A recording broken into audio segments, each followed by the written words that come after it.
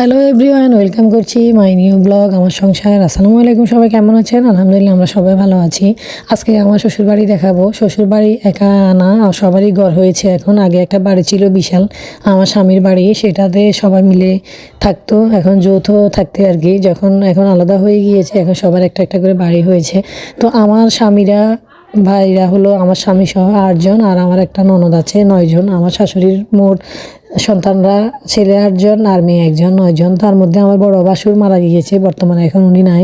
এখন থেকে আরও 25 বছর আগে মারা গেছে। তো যাই হোক, এখন ওনারা সবাই একটা একটা করে ঘর করে ফেলেছে। কারো ঘর কমপ্লিট হয়েছে, উঠে গিয়েছে। কারো ঘরের মধ্যে গাছপালা লাগিয়ে, দেখেন যে একটা ঘরের ভিতরে রুমের মধ্যে লাউ গাছ লাগিয়েছে, লাউ ধরেছে।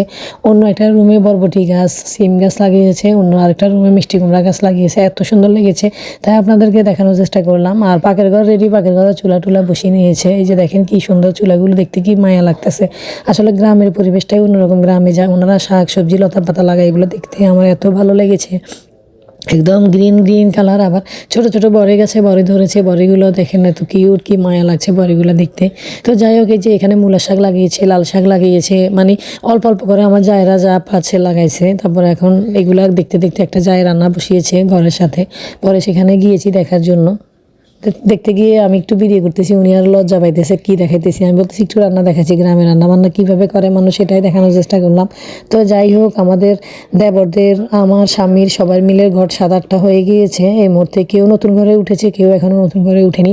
আমার শ্বশুরবাড়ি বিশাল বড়, পুরো বাড়ি আপনাদেরকে ঘুরাই ঘুরাই উঠান থেকে দাঁড়িয়ে একটু দেখিয়েছি। পিছনে টিছনে আরও অনেক জায়গা আছে। আমার শ্বশুরবাড়ি দেখতে অনেক সুন্দর, খোলা মেলা।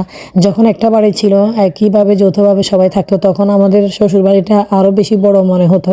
এখন যেহেতু আশেপাশে সবাই দেবর ভাসুরা ঘর করে ফেলেছে, এখন জায়গাটা একটু ছোট হয়ে এসেছে। তবুও আমার কাছে মনে হয় বিশাল জায়গা এখনও বাড়ির মধ্যে, হাঁটতে হাঁটতে জায়গা শেষ হয় না। পিছনের দিকেও আরও ছিল। তো যাই হোক, আপনাদেরকে আমার শ্বশুরবাড়ি দেখালাম। কেমন লাগলো অবশ্যই বলবেন। আসসালামু আলাইকুম, সবাই ভালো থাকবেন। Thanks for watching. আল্লাহ হাফেজ।